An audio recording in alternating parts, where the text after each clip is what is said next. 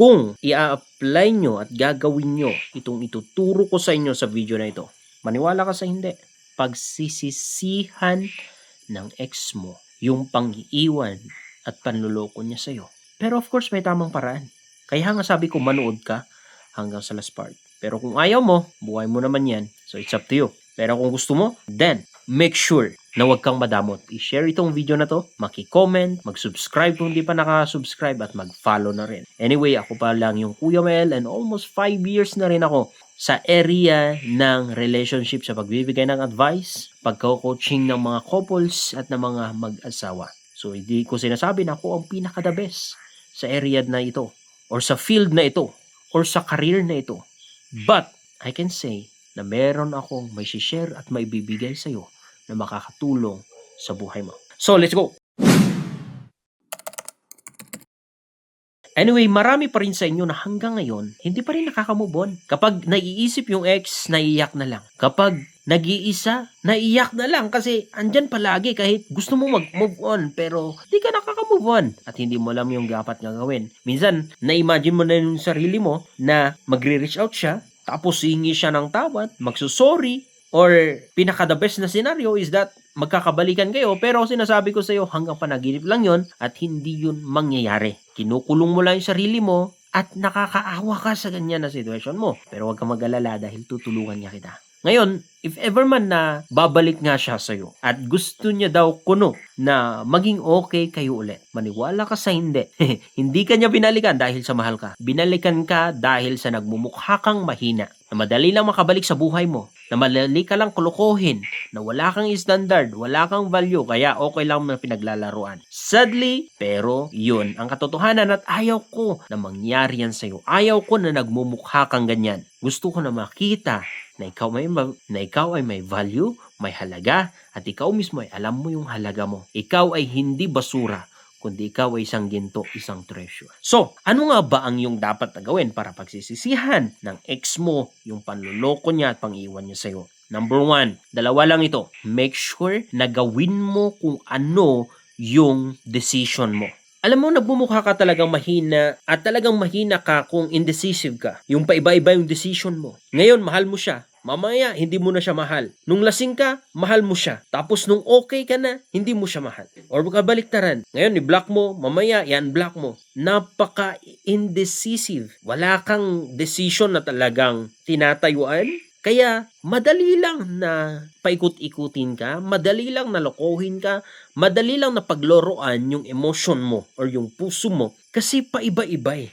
And that's the problem. That's the problem. Hindi ka pagsisisihan ng ex mo na iniwan kung ganyan ka. Alam mo ba ang isang tatay kung bakit kapag nagsalita ang isang tatay, almost lahat ng mga anak or nasa bahay ay makikinig? Kasi alam natin na kapag sinabi ng tatay na manahimik na kayo, huwag kayong maingay, tapos maingay pa rin kayo, ay merong kayong kalalagyan sa kanya. Kawawa yung puwet mo kapag bata ka or kawawa ka sa tatay mo. Bakit? Dahil kung ano ang sinabi niya, gagawin niya. So, irerespeto ng mga bata or yung mga tao na nasa loob ng tahanan, ng bahay, kapag yung tatay ang nagsasalita kasi kung anong sinasabi niya, gagawin niya. So, kung gusto mo na irespeto ka ng ibang tao, irespeto ka ng ex mo, at pagsisisihan niya kung anong ginawa mo, gawin mo kung anong decision mo. Kung gusto mo mag-move on na. Huwag nang balik-balikan. Kung sinabi mo na kalimutan mo na siya, kalimutan mo na. Kung sabi mo na kalimutan mo na kung ano yung mga memories nyo, kung ano yung pinangako na, di kalimutan mo, huwag mo ibalik-balik.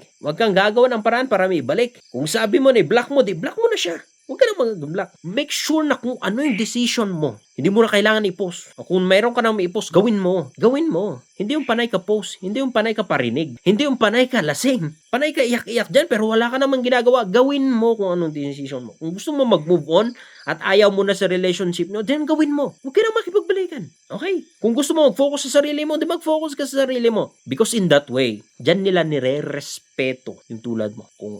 Kung marunong ka na tumayo, kung marunong ka na tumayo sa mga salita mo, dyan ka nila ire-respeto. Dyan ka nila pahalagahan. At hindi yung nagmamakaawa ka na bumalik siya. Nag-ahabol ka pa rin, nag-a-update ka pa rin sa kanya, nagtatanong ka pa rin about sa kanya. Kapag ba kailangan mo mag-move on, kailangan mo pa rin i-post? 100% hindi ka niya makakamove on. Sabi ko sa'yo, kung ano talagang decision mo, gawin mo. And you will see yung resulta mas mag-favor sa'yo. Tandaan mo yan. Pangalawa na dapat mong gawin is that never do anything because sa ex mo. You know, pagiging successful is good. Kung gusto mo na magpalaki ng katawan, mag-gym, magpamacho kapag lalaki ka, or magpapayat kapag babae ka, magpaganda, magpa-sexy kapag babae ka, gawin mo. Kung gusto mo magpayaman, kung gusto mo promote sa trabaho mo, kaya gawin mo yung the best mo, gawin mo.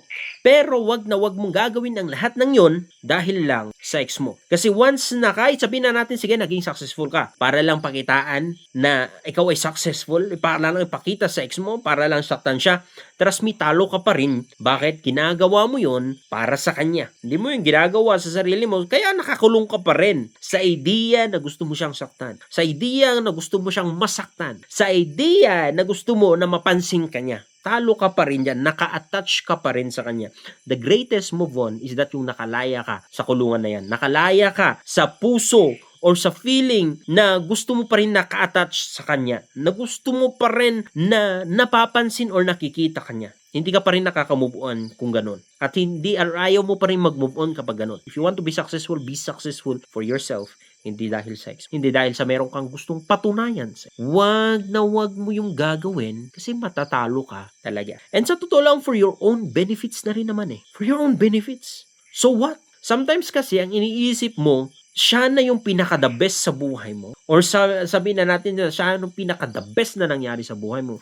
Pero ang katotohanan, hindi eh. When you meet someone na mas better sa kanya, pagtatawanan mo yung sarili mo. Pagtatawanan mo yung sarili mo at masasabi mo, buti na lang at nakamove on na ako sa kanya. Buti na lang at nakipaghiwalay siya sa akin. When you meet someone na mas better, which is meron at merong mas better sa ex mo, patatawa ka na lang. Sa kung ano yung itsura mo noon, nung iniyak-iyakan mo siya, matatawa ka na lang. Okay? Trust me, meron at merong mas better. Okay? Kapag ganun na, it means nakalaya ka. And trust me, kahit ayaw mo na pagsisiyan ng ex mo, magsisisi yan na iniwang kanya o pinagloko kanya. So that's it. Maraming salamat and I hope na meron kang natutunan. And once again, pag-subscribe, pag-share itong video na to. That's it. Good day.